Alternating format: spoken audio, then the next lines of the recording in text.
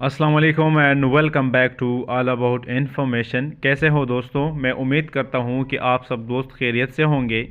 आज का जो हमारा टॉपिक है the pot of gold by Plautus, इस प्ले की आज हम समरी डिस्कस करेंगे और फिर इसकी एनालिसिस करेंगे।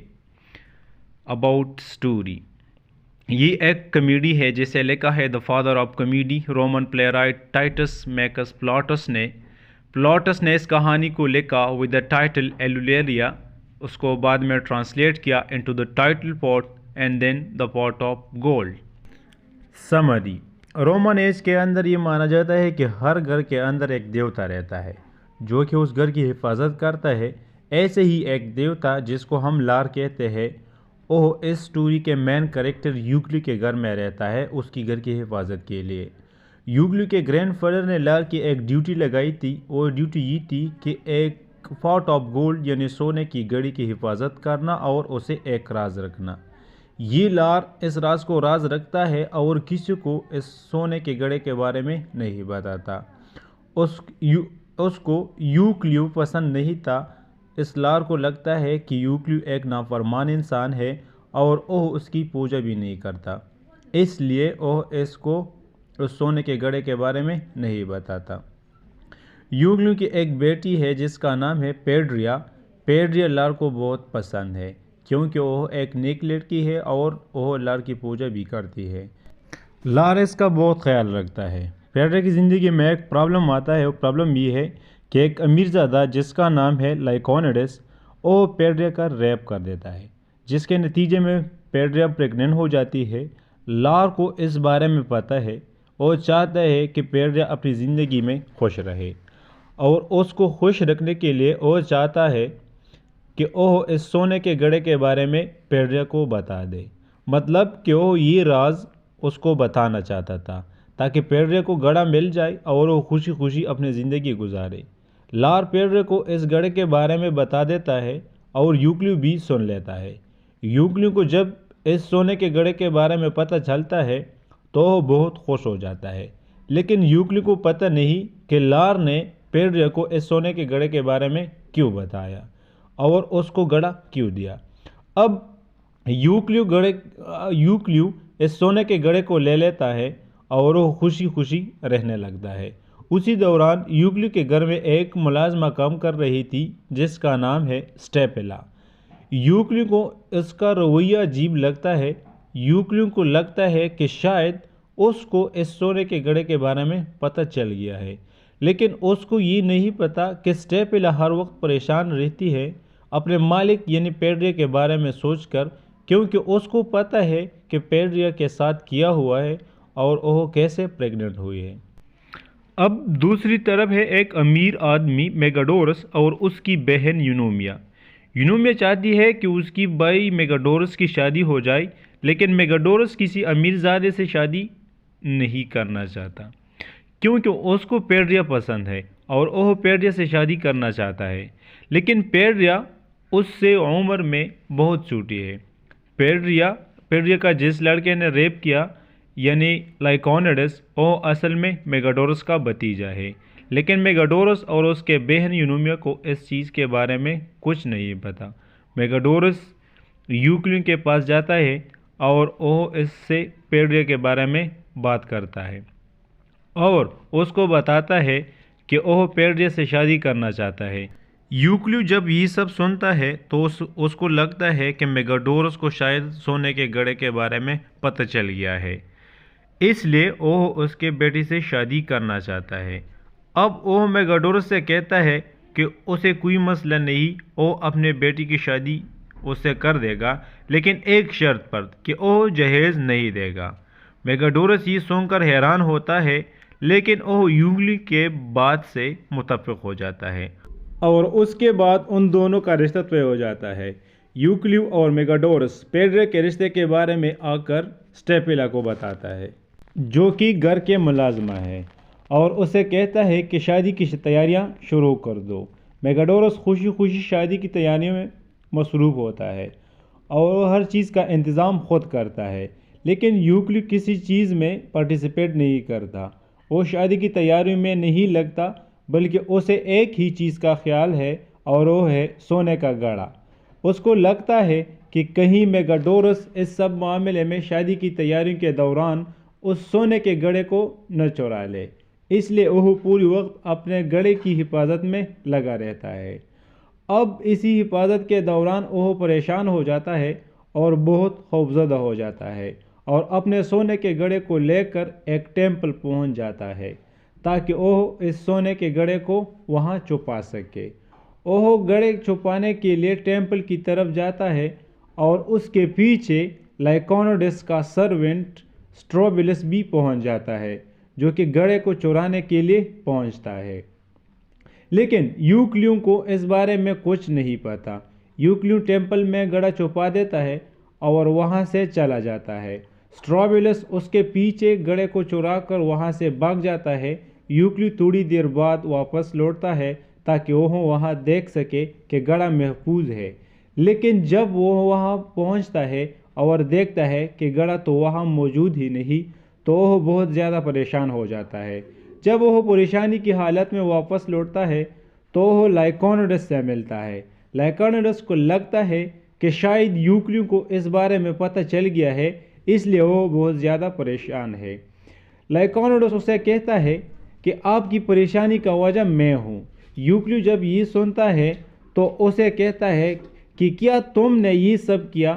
तो लाइकोनोडस कहता है कि जी हाँ, मैंने किया ये। उस पर यूक्लियो कहता है कि तुम्हें क्या मिला मेरा सोना चुरा कर? जिस पर लाइकोनोडस कहता है कि कौन सा सोना, मुझे किसी सोने के बारे में नहीं पता। जिस पर यूक्लियो कहता है कि तुम किस बारे में बात कर रहे थे? तो लाइकोनोडस ये सुनकर अपने और पेड्रिया के दरमियान हुए सारे मामले के बारे में यूक्लियो को बता देता है। ये सुनकर यूक्लियो और परेशान हो जाता है और लाइकोनोडस को बहुत बुरा भला कह देता है और उसको वहाँ से भेज देता है। लाइकोनोडस जब घर आ रहा होता तो रास्ते में स्ट्रोबिलस से मिलता है, जो कि उसके सोने के घड़े के बारे में बता देता है। लाइकोनोडस उसे सोने का घड़ा ले लेता है और यूक्लियो के पास पहुंचता है। यूक्लियो जब सोने के घड़े को देखता है तो बहुत खुश हो जाता है और खुशी खुशी लाइकोनोडस और पेड्रिया दोनों की शादी करवा देता है और पेड्रिया को वह जहेज में सोने का घड़ा दे देता है, जो कि लार चाहता था। लार यानी देवता तो यही चाहता था कि सोने का घड़ा पेड्रिया को मिल जाए और वह खुशी खुशी अपनी ज़िंदगी गुजार सके। तो यहाँ पर ख़त्म होती है ये story the pot of gold. अब हम इस स्टोरी की एनालिसिस करेंगे। एनालिसिस में सबसे पहले हम प्लॉट कंस्ट्रक्शन की बात करते हैं। अगर हम इस प्ले की प्लॉट कंस्ट्रक्शन के बारे में बात करें तो इसके अंदर दो मेन स्ट्रैंड है। पहला स्ट्रैंड है यूक्लियो को जब सोने का घड़ा मिलता है तो वो घड़े के छुपाने में लगा रहता है, और दूसरा स्ट्रैंड है पेड्रिया और लाइकोनोडस का लव अफेयर। मेगाडोरस जब अपने इंटरेस्ट जाहिर करता है पेड्रिया में तो वो उन दोनों प्लॉट लाइन को कॉम्प्लिकेट करता है। यूक्लियो को जब पता चलता है कि मेगाडोरस पेड्रिया से शादी करना चाहता है तो उसे लगता है कि शायद उसे सोने के घड़े के बारे में पता चल गया है, इसलिए वो शादी करना चाहता है। और दूसरी साइड पर इसका मैरिज प्रपोजल इंटरफेयर करता है लाइकोनोडस की डिज़ायर के दरमियान में कि ओह पेड्रिया से शादी करना चाहता है, लेकिन मेगाडोरस दरमियान में आ जाता है। तो ये दो मेन स्ट्रैंड है और ये प्लॉट बहुत खूबसूरती से आपस में इंटरवोन है। एक कम्पैक्ट स्ट्रक्चर है इसकी, हम कोई भी एक्स्ट्रा चीज़ नहीं देखते इसके अंदर। इवन माइनर कैरेक्टर भी मेजर कैरेक्टर के ऊपर बहुत खूबसूरती से बात करते हैं। और इस प्लॉट के अंदर हम तीन यूनिटी देखते हैं, टाइम, प्लेस और एक्शन। एक्शन क्या है कि पूरा प्लॉट मेन थीम्स के इर्द गिर्द घूमता है। थीम्स ऑफ एविडेंस एंड माइजर लाइनस, कंजूसी और लालच, इस थीम के इर्द गिर्द पूरा प्लॉट घूमता है। और प्लेस क्या है, एक गली के अंदर कुछ ही घंटों में ये पूरी स्टोरी कंप्लीट हो जाती है। तो ये है प्लॉट इस प्ले की। Themes, the first theme of this play, greed and एवेरियस।